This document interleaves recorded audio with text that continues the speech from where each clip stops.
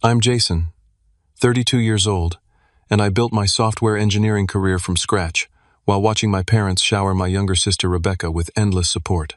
Our relationship was already strained, but nothing prepared me for that family dinner where they dropped a bomb, pay off my sister's massive debt, or be disowned. After years of unequal treatment, this ultimatum forced me to make a decision that permanently altered our family dynamics.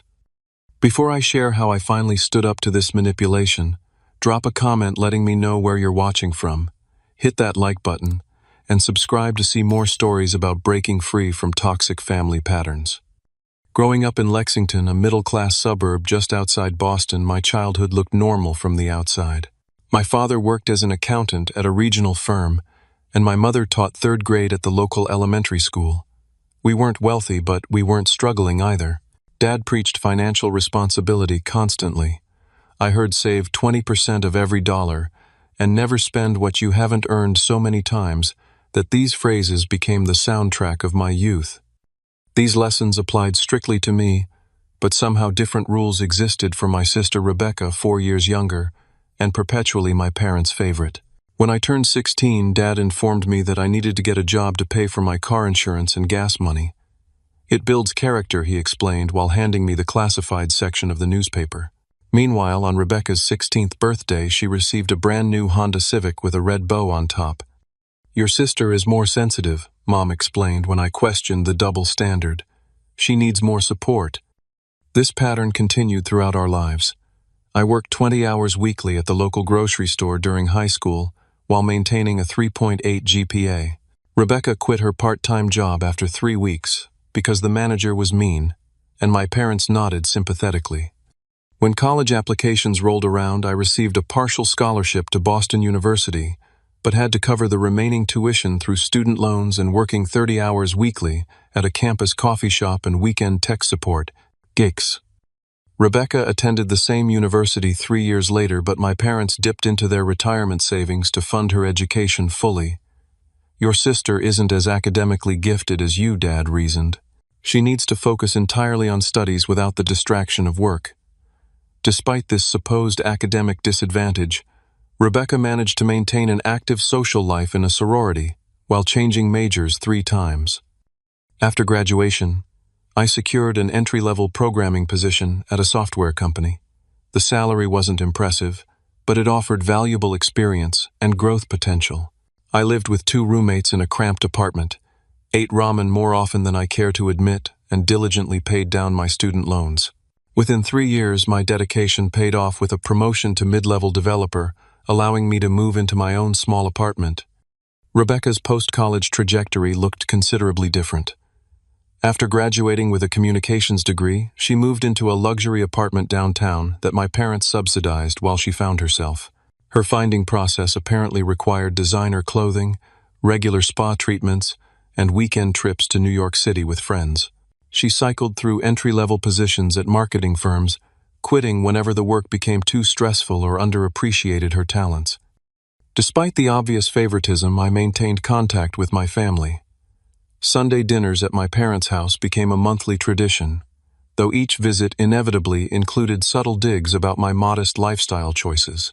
Still, driving that old Toyota, Dad would ask, despite knowing I was prioritizing retirement savings over automotive status symbols. Mom would question why I hadn't found a nice girl to settle down with, ignoring that building my career left limited time for serious relationships. By my 30th birthday, I had advanced to senior software engineer at Rapid Tech Solutions, a respected company developing innovative healthcare applications. My salary had doubled since my first job. I contributed the maximum to my 401 Kelvin, maintained a healthy emergency fund, and had finally paid off my student loans. I lived in a comfortable 1-bedroom apartment in Cambridge, not extravagant but certainly pleasant. I took occasional vacations, enjoyed dining out weekly, and had developed a small but solid group of friends who shared my values. Rebecca, now 28, continued floating between jobs that never lasted more than 6 months.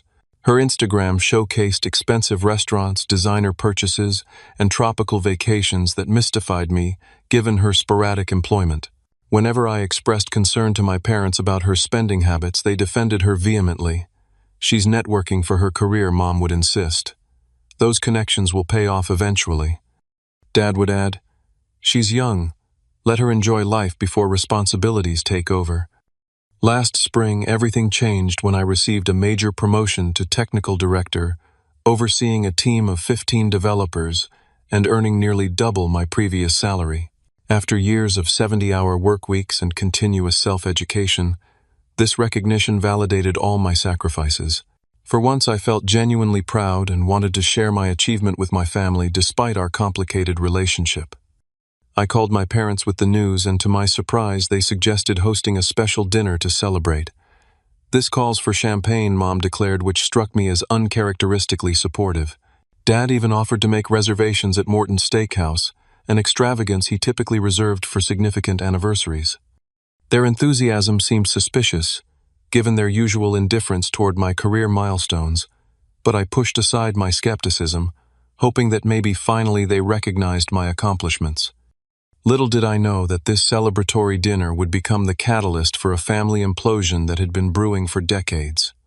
The evening of my celebration dinner arrived, and I pulled up to Morton's 15 minutes early, dressed in my best suit. The restaurant's dark wood and leather interior exuded the kind of luxury I rarely indulged in, making the occasion feel genuinely special. When the host led me to our table, I found my parents already seated, both smiling broadly. Mom had gotten her hair freshly colored for the occasion, and Dad wore his special occasion tie with tiny golf clubs printed on navy silk.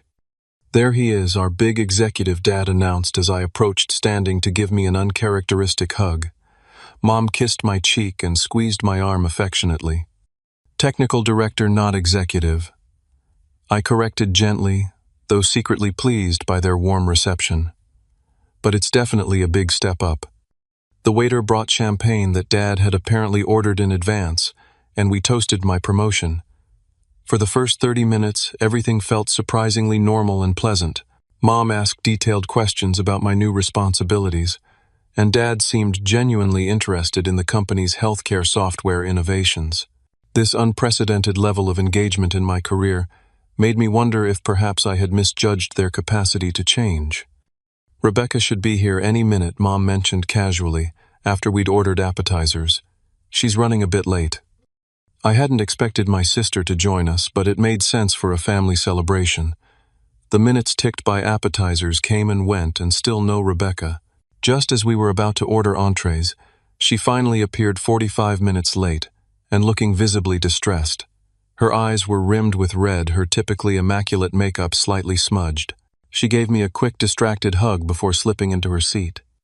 "Sorry I'm late," she mumbled, immediately reaching for the wine bottle.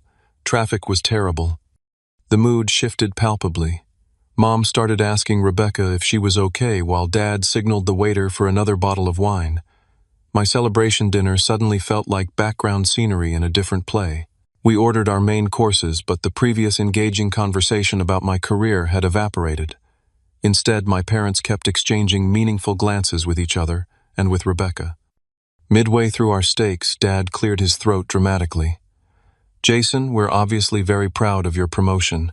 Your hard work has really paid off." The compliment came with a "but" hovering invisibly at the end of the sentence. I braced myself.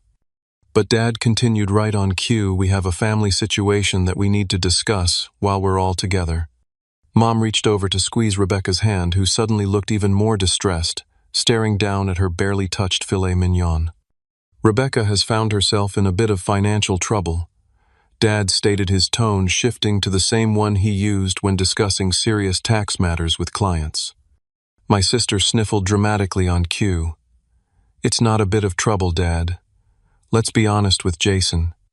"What's going on?" I asked, though an uncomfortable suspicion was already forming. Dad took a deep breath. "Rebecca has accumulated some significant debt, about $50,000 all told." The figure hit me like a physical blow. $50,000 wasn't some debt.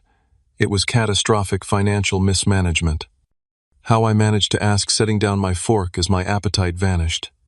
What followed was a 20-minute tearful explanation from Rebecca, occasionally supplemented by parental commentary. The debt consisted of maxed-out credit cards, 6 of them personal loans from 3 different lenders, 6 months of unpaid rent on her luxury apartment, and outstanding medical bills from elective cosmetic procedures. Throughout her explanation, Rebecca portrayed herself as a victim of circumstances beyond her control. "The interest rates are criminal," she sobbed, "and my landlord raised the rent without proper notice. Then I needed those procedures for a medical condition, but insurance wouldn't cover them because they considered them cosmetic. The medical condition turned out to be lip fillers and Botox that she claimed were necessary for networking in her industry. The unpaid rent coincided with 3 international vacations she had taken over the past year, documented extensively on her Instagram. The credit card debt stemmed largely from designer clothing purchases and regular spa treatments that were apparently also career investments." Throughout Rebecca's explanation, my parents nodded sympathetically, occasionally adding comments like, "The job market is so much harder for her generation, and these credit card companies prey on young people." Not once did they acknowledge the obvious pattern of irresponsibility that had created this situation. As Rebecca concluded her sob story, an uncomfortable silence fell over the table. I noticed our waiter hovering awkwardly nearby, clearly sensing the tension and unsure whether to approach with dessert menus. The realization hit me with startling clarity. This dinner had never been about celebrating my promotion. It had been orchestrated as an intervention about Rebecca's financial disaster. "I'm sorry you're in this situation," I finally said to Rebecca, choosing my words carefully. "That sounds really stressful." My diplomatic response was met with more loaded glances between my family members. Mom dabbed at her eyes with her napkin, while Dad straightened his silverware unnecessarily. "The thing is, Jason," Dad began, his voice taking on the reasonable tone he used when closing deals with your new position, "you're in a unique position to help." And there it was, the real purpose of our gathering. "What exactly are you suggesting?" I asked, although I already knew the answer. "We thought as a family we could come together to resolve this situation," Mom interjected smoothly. "You're doing so well now, and family supports each other through difficult times." The carefully choreographed nature of this ambush became increasingly apparent. The celebration dinner, the champagne toast, the excessive interest in my promotion, all calculated preliminaries to soften me up for the real agenda. "You want me to pay off Rebecca's debt," I stated flatly. "Not all at once necessarily," Dad quickly clarified, as if the timeline rather than the principle was my primary concern. "But you could take over the payments. With your new salary, it would hardly impact your lifestyle." Rebecca finally looked up from her plate, eyes wide with rehearsed gratitude.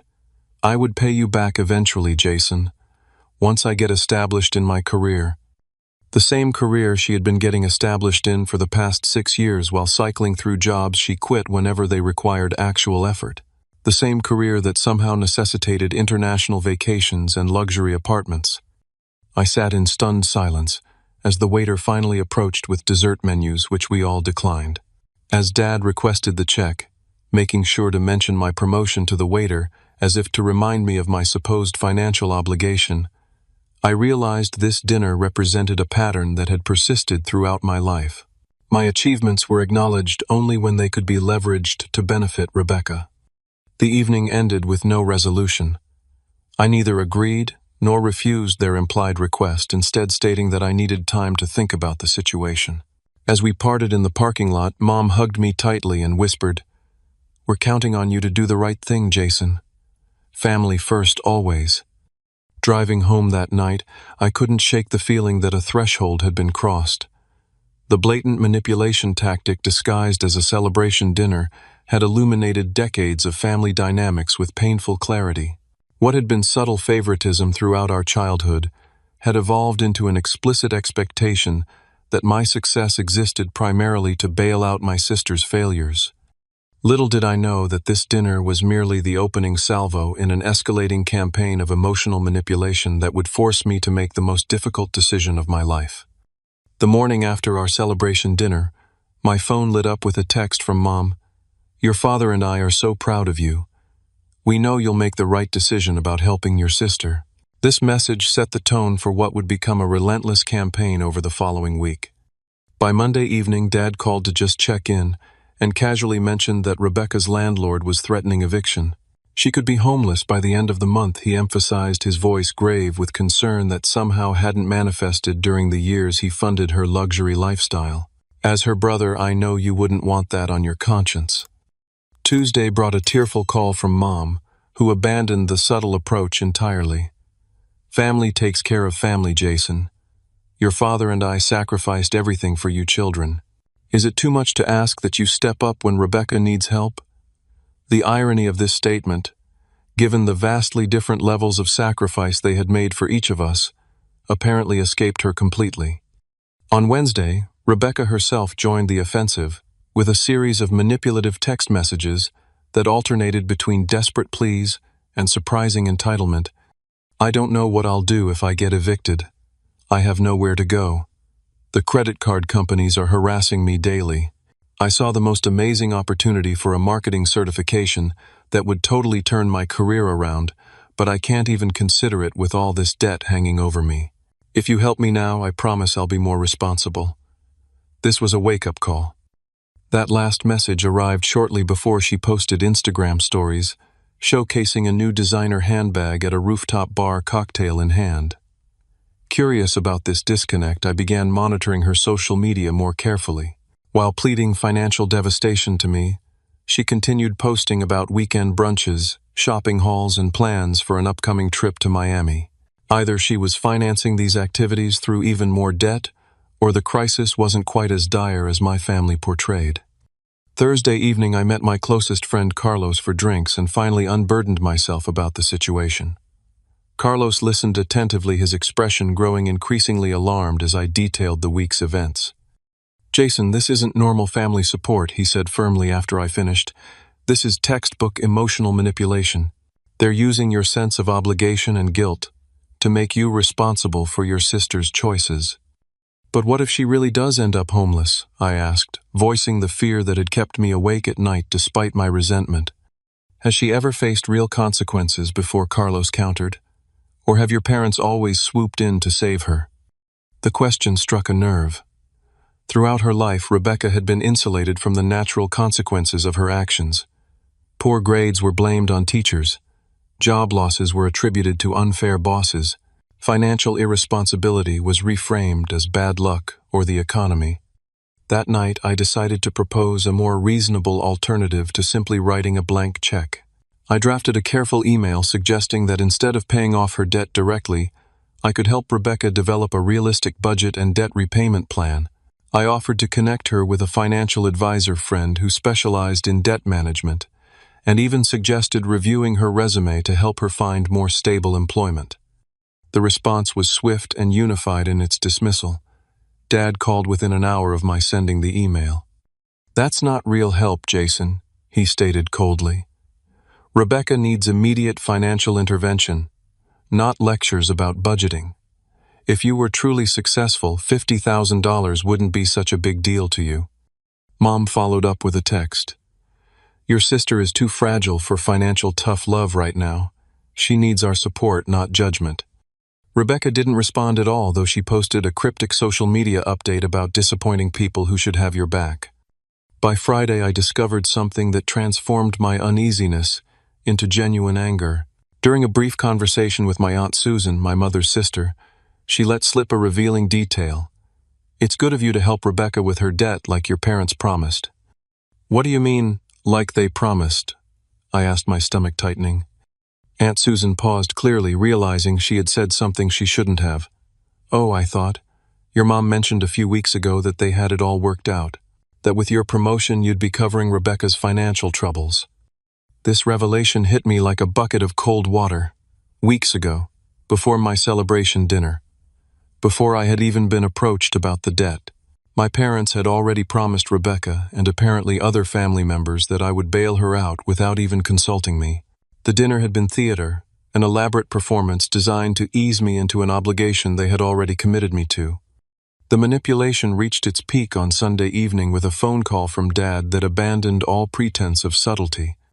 Your mother and I have been patient, Jason, but we need your decision about Rebecca's situation immediately, he stated without even a greeting when I answered. I'm still considering the options, I replied, working to keep my voice neutral despite my growing resentment. There are no options here, Dad snapped. Either you help your sister, or you're choosing to abandon your family when we need you. That's not fair, I protested. I offered a reasonable alternative. Listen carefully, Dad interrupted his voice, taking on a threatening edge I'd never heard before. Your mother and I have supported you throughout your life. We've been there for every milestone. If you refuse to help Rebecca now when you have the means, then perhaps you don't need family in your life anymore. The threat hung in the air between us. For the first time, my father had explicitly stated what had been implied all week: help Rebecca financially, or be cut off from the family. Are you threatening to disown me if I don't pay my sister's debt? I asked, wanting the ultimatum stated plainly. I'm saying that family works both ways, Jason. If you turn your back on us now, don't expect us to be there for you in the future. After ending the call, I sat in stunned silence in my apartment. The people who should love me unconditionally had just placed a $50,000 price tag on our relationship. The subtle manipulation of my childhood had evolved into explicit emotional blackmail. The next morning, I received a text from Mom. Your father and I are arranging a family meeting this Saturday at 2 p.m. We expect you to bring your checkbook and a better attitude about family responsibility. As the week progressed, I fluctuated between rage, hurt, and doubt. Had I misunderstood my family's intentions? Was I being selfish by protecting my financial security? The lifelong conditioning to prioritize Rebecca's needs above my own ran deep, making objective assessment difficult. But one thing had become crystal clear: this situation was no longer just about money. It was about a fundamental imbalance in how love and support were distributed in my family. It was about whether I would continue accepting treatment as a second-class family member whose primary value lay in what I could provide materially.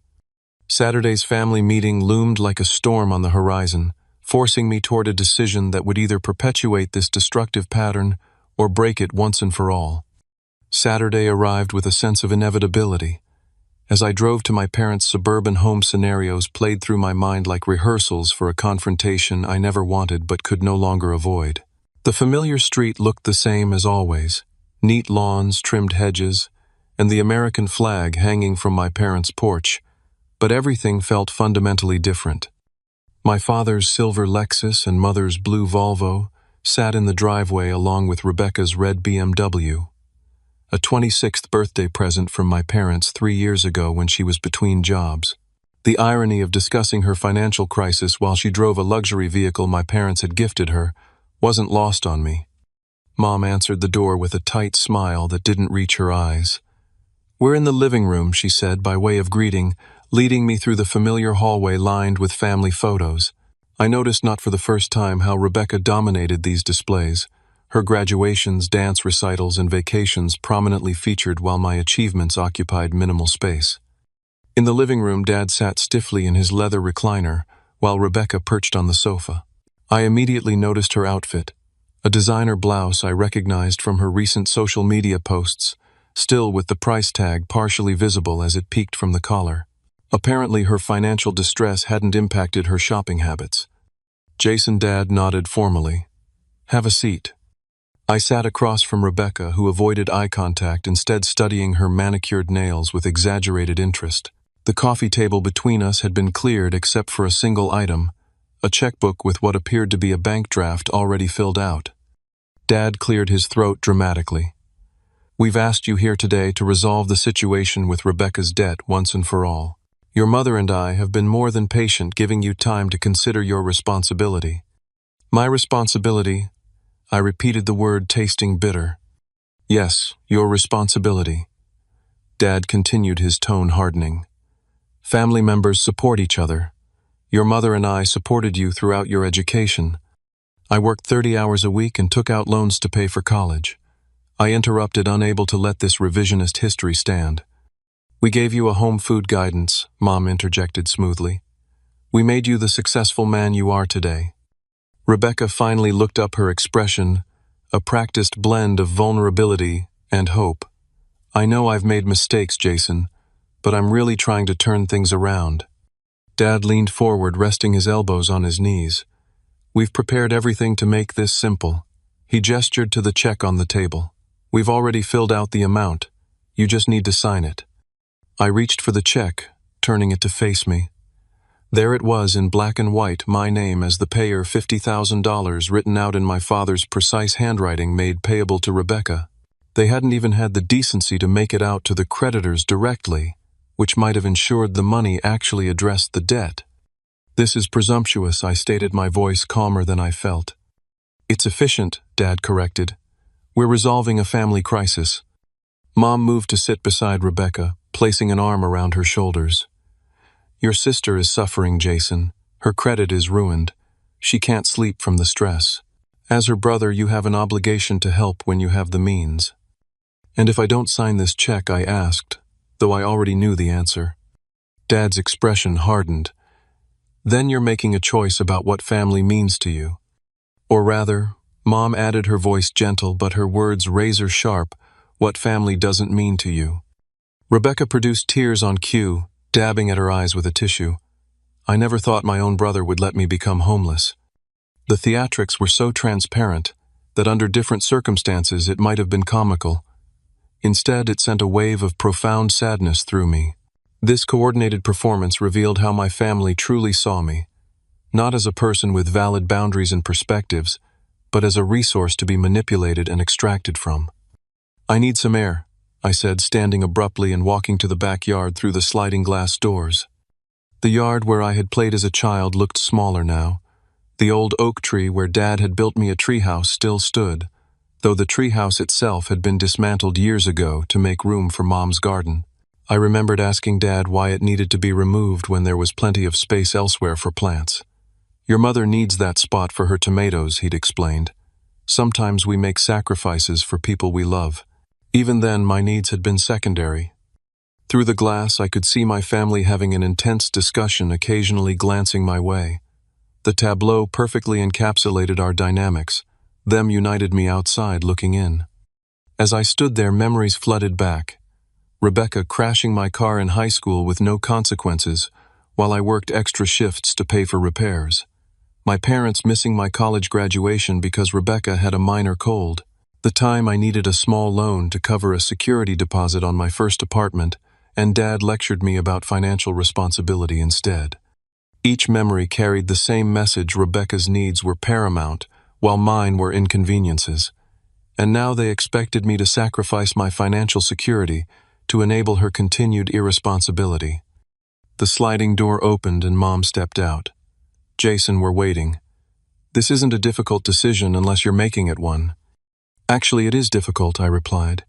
You're asking me to give Rebecca $50,000 with no guarantees she'll use it responsibly or change her behavior. She's family. Mom stated as if this single fact nullified all reasonable concerns. Yes, she is. Which is why enabling her destructive patterns isn't actually helping her. Mom's expression hardened. I never raised you to be so selfish. Is it selfish to want my sister to learn financial responsibility? Is it selfish to expect my parents to love me without conditions? No one is putting conditions on our love, Mom protested, though the evidence suggested otherwise. Aren't you, Dad literally threatened to cut me off if I don't pay Rebecca's debt? That's not what he meant. It's exactly what he meant, I interrupted. And it's exactly what you both have communicated all week. Mom sighed dramatically. I can see you're determined to make this difficult. Come back inside when you're ready to be reasonable. She returned to the house, leaving me alone with my thoughts once more. The decision before me was about much more than money. It represented a crossroads in how I would allow myself to be treated for the rest of my life. If I signed that check, I would be accepting my designated role as the family ATM, setting a precedent for future financial demands. Rebecca would learn that irresponsibility carried no real consequences, and my parents would have confirmation that emotional manipulation worked on me. Yet refusing meant potentially losing my family. Despite our dysfunctional dynamics, the thought created a hollow feeling in my chest. They were still my parents. Rebecca was still my sister. Could I really walk away from those bonds? I spent 3 hours in that backyard weighing options, examining past patterns, and contemplating futures. The sun began to set, casting long shadows across the lawn. Eventually, Dad came out, his patience visibly exhausted. "We can't sit here all night, Jason. It's time to make a decision." Looking at my father's stern expression, I realized something crucial: this pattern would never end unless I ended it. Today it was $50,000 for Rebecca's debt. Next year it might be a down payment for a house she couldn't afford, or bailout money for another financial crisis. I followed him inside, where Mom and Rebecca waited expectantly. The check still lay on the coffee table, a physical manifestation of the choice before me. "I've made my decision," I said, my voice steady despite the storm of emotions beneath. "But before I tell you what it is, I need you all to understand exactly what you're asking and what it means." I took my seat facing my family, acutely aware that this moment would permanently alter our relationship regardless of my decision. The living room felt charged with tension as 3 pairs of eyes fixed on me expectantly. "Before I give you my answer," I began deliberately, "I think we should be completely clear about the situation." I reached into my messenger bag and removed a blue folder I had prepared that morning just in case. "I've compiled some information I'd like to share first." Dad's eyebrows furrowed. "We don't need a presentation, Jason. We need your decision about helping your sister." "Consider this context for my decision," I replied calmly, opening the folder. "First, let's review Rebecca's financial history." I removed a printed timeline I had created, placing it on the coffee table beside the check. "In the past 5 years, you've provided Rebecca with approximately $120,000 in direct financial support." I listed the itemized expenses: the BMW rent subsidies, vacation funds, and multiple emergency cash infusions. Rebecca shifted uncomfortably on the sofa. "That's private family business." "Yes, it is family business," I agreed.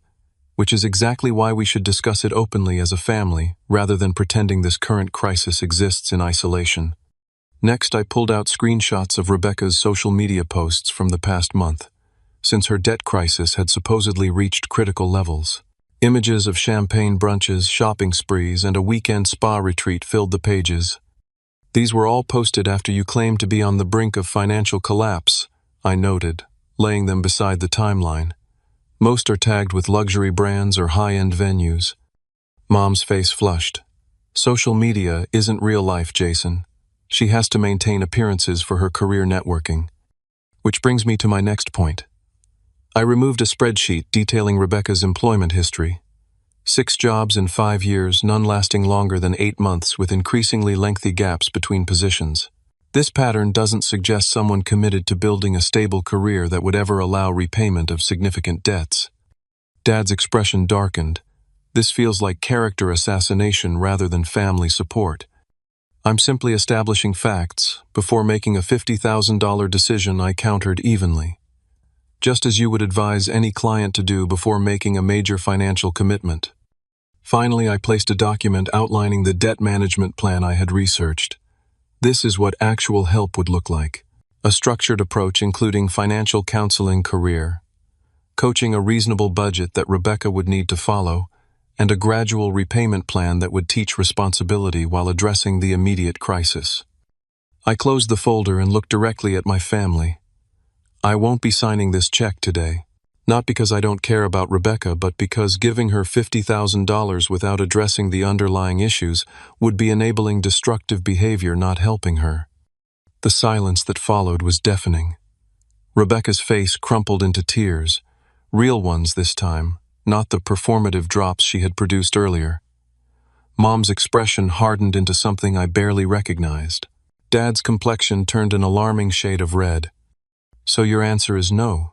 Dad finally stated, his voice dangerously quiet. "My answer is that I'm offering real help instead of a blank check," I clarified. "I'll connect Rebecca with professional financial counseling.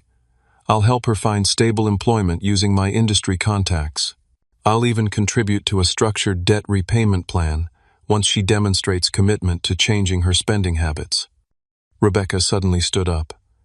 "I don't need your judgment and conditions. Either help me or don't, but spare me the lecture." "That's exactly the problem," I responded, maintaining my calm. "You view financial responsibility as a lecture rather than a necessary life skill, and Mom and Dad have reinforced that view by constantly shielding you from consequences." Dad slammed his hand on the armrest of his chair. Enough. Your sister needs help now, not your condescending financial theories. If you won't provide that help unconditionally, then I question whether you understand what family truly means. I understand exactly what family should mean, I replied. Mutual respect, honest communication, and supporting each other's growth, not enabling self-destruction. Mom's voice cut through the tension, cold and deliberate. Jason, this is your final opportunity. Either sign that check and remain part of this family, or refuse and accept the consequences of that choice. The ultimatum hung in the air between us, explicit and unmistakable. The moment had arrived, the threshold I had been approaching my entire life without realizing it. I won't sign it, I stated firmly. Not under threat, not under emotional manipulation, and certainly not when it would ultimately harm Rebecca more than help her. Dad stood up, pointing toward the door. Then I suggest you leave. When you're ready to be a real member of this family, you can contact us. The finality in his voice made my chest tighten, but I remained outwardly composed as I gathered my documents and stood. Rebecca wouldn't look at me, her shoulders shaking with sobs that seemed equal parts anger and disappointment. Mom stared straight ahead, her expression unreadable. Before I go, I said, my voice steadier than I felt, you should know that this works both ways. You've chosen to cut me off for refusing to meet your financial demands. But I'm choosing to step away from this toxic dynamic that's damaged all of us for years. Dad's expression registered surprise. He clearly hadn't expected me to embrace the separation rather than beg for reconciliation. Until you can respect my boundaries and acknowledge the manipulation that's defined our relationship, I'll be the one cutting contact, I continued. I love you all, but I won't participate in this unhealthy pattern anymore. With those words, I walked toward the front door, half expecting someone to call me back. No one did. The sound of the door closing behind me echoed with a strange finality, as if physically separating me from not just my family's home but the role I had played in their lives. In my car parked at the curb, I finally allowed myself to feel the full weight of what had just happened. My hands trembled slightly on the steering wheel as a complex mixture of grief, relief, and uncertainty washed over me. I had just walked away from my family, perhaps temporarily, perhaps permanently. The vibration of my phone interrupted my thoughts. A text from Rebecca. I hope you're happy now that you've destroyed this family. Followed immediately by one from Mom. Your father and I are deeply disappointed in the selfish man you've become. Neither message expressed concern for my feelings or acknowledged the validity of my perspective. Even in this moment of family rupture, their focus remained entirely on how my decision affected them, with no consideration for the painful position their ultimatum had put me in. As I drove away from my childhood home, the check unsigned and my boundaries intact, I felt simultaneously hollow and unburdened. I had called their bluff, refusing to capitulate to emotional blackmail. But the cost of that stance, potentially permanent estrangement from my family, created an ache that no principled stand could entirely soothe. What I didn't yet understand was that this painful rupture would ultimately lead to healing I couldn't have imagined, both for me and unexpectedly for my family as well. The first week after the confrontation passed in a surreal haze.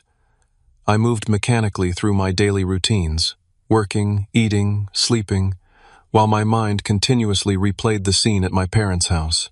During meetings at work, I would suddenly hear my father's dismissive tone or see my mother's cold expression, momentarily losing track of discussions about software development timelines. My phone became both a source of anxiety and disappointment. Each notification triggered a spike of adrenaline, wondering if it might be a conciliatory message from my family. Instead, I received a barrage of texts and calls from extended relatives, each apparently briefed on a heavily edited version of events. Aunt Susan called first, her voice tight with disapproval. Jason, I don't understand how you could abandon your sister in her time of need.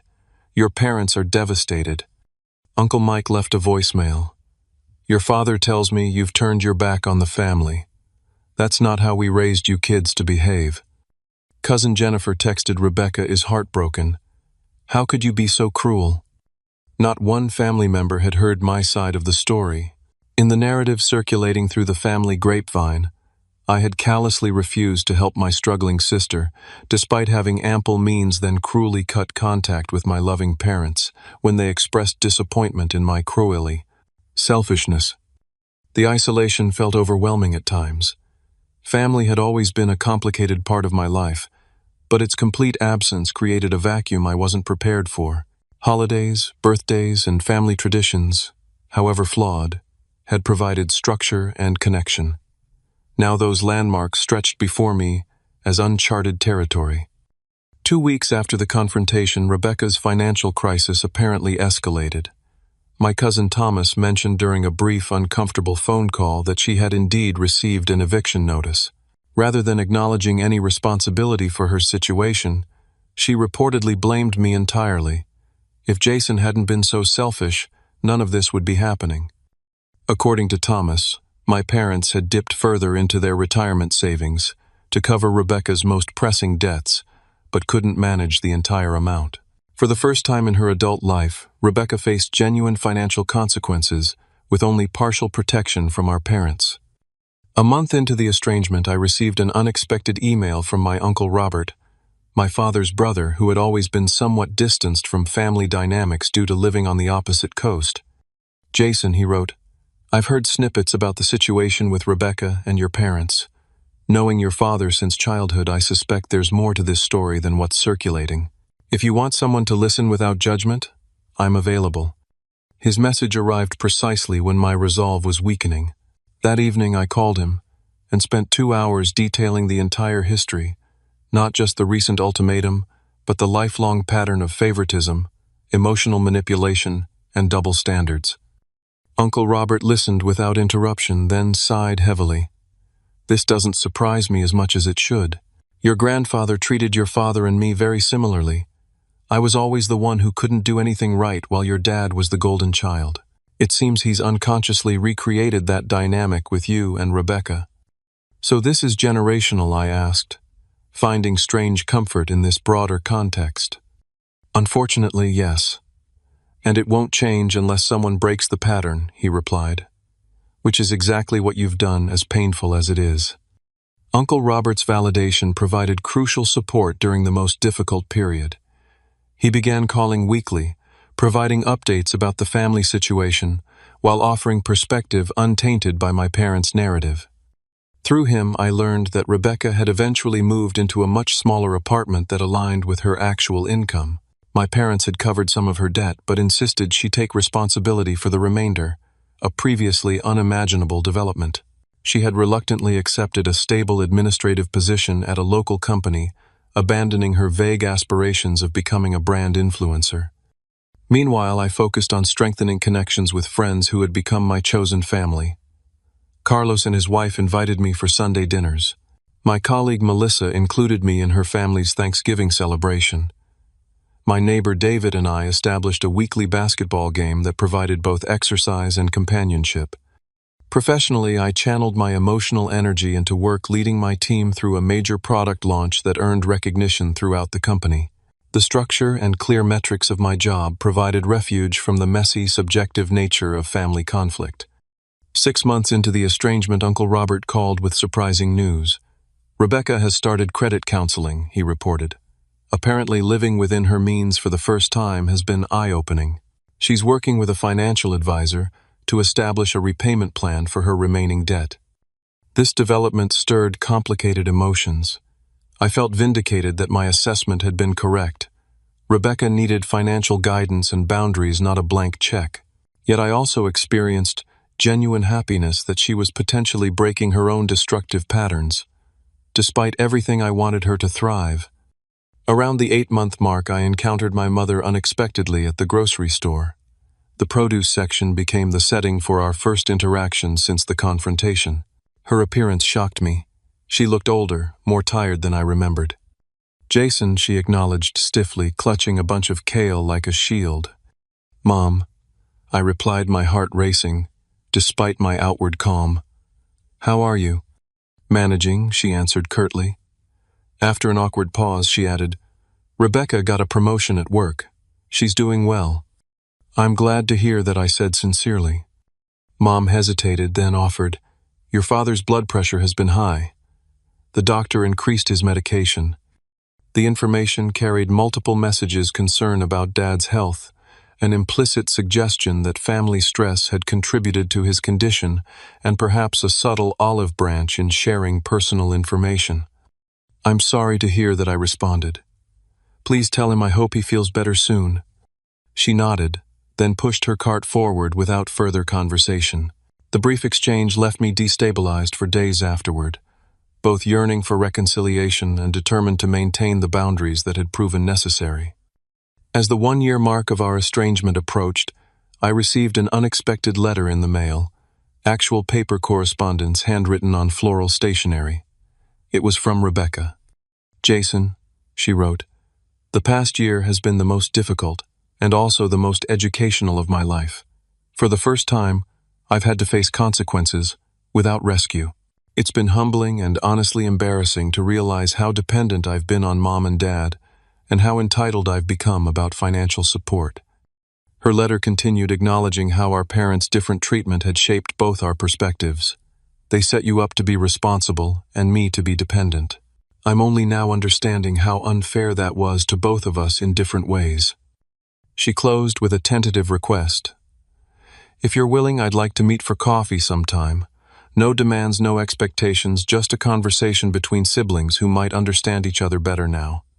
The letter sat on my kitchen counter for a week while I processed my response. Part of me feared a trap, another orchestrated attempt at manipulation with my parents waiting in the wings. But the tone felt genuinely different from anything Rebecca had communicated before, with a self-awareness previously absent.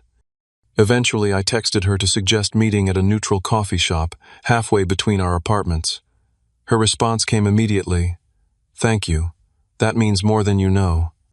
As I prepared for this tentative reconnection, I reflected on the year of separation from my family.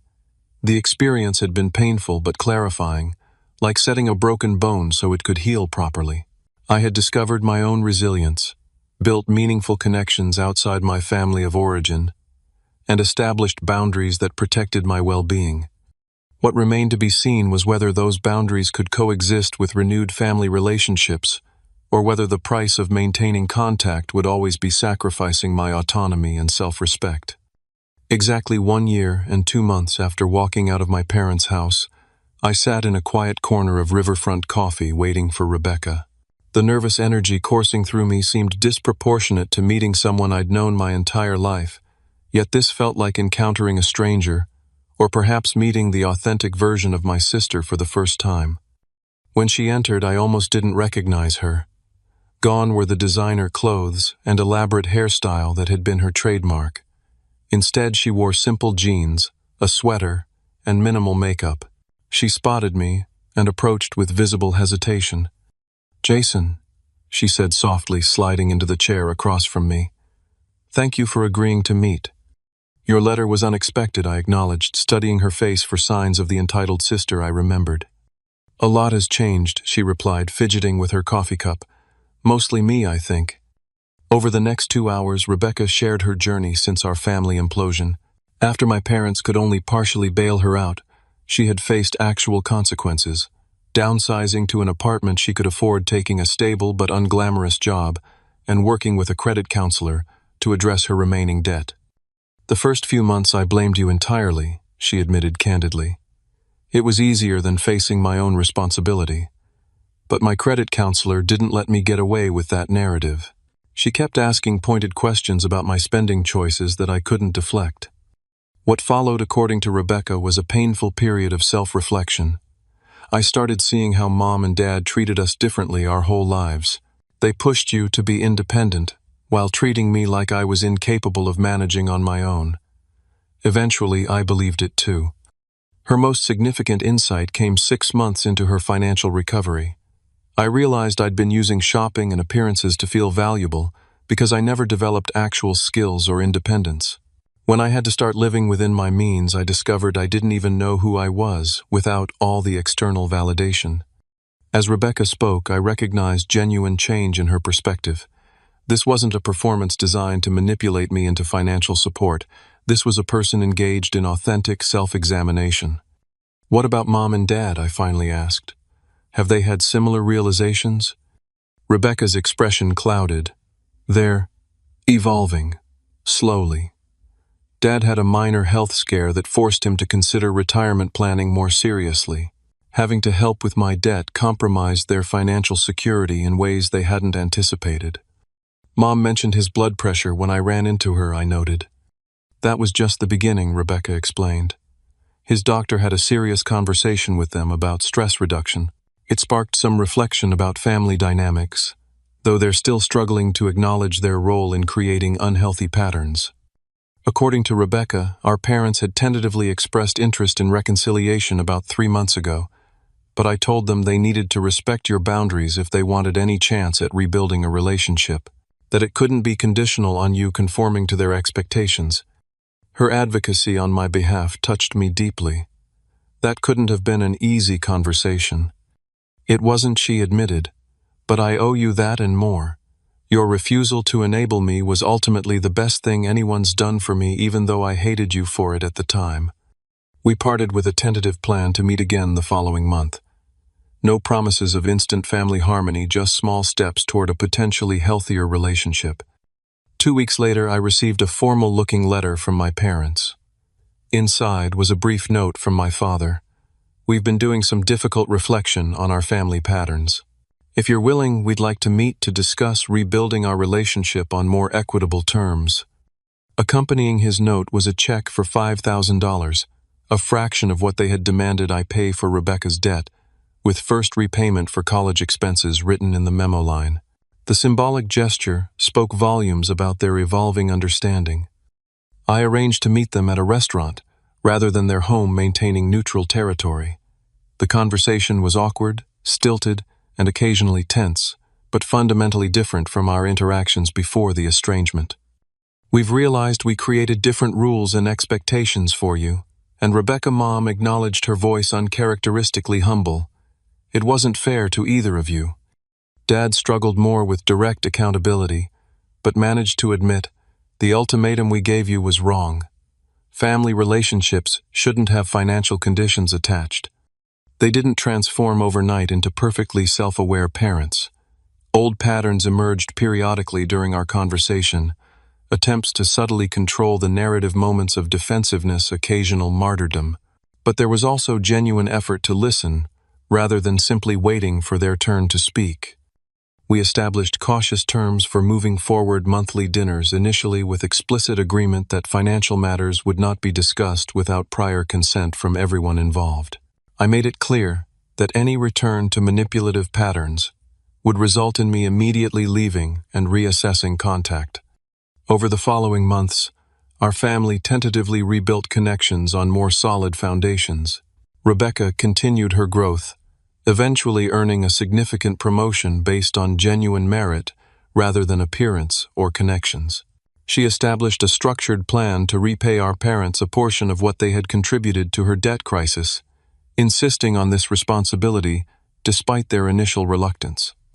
My parents gradually adjusted to our new dynamic, though not without occasional lapses into old habits. When these occurred, I calmly enforced my boundaries, sometimes leaving family gatherings early or taking breaks from contact. Each time, the periods of dysfunction grew shorter as they recognized the connection between their behavior and consequences. The most significant change occurred within me. I no longer measured my worth through my family's approval or acceptance.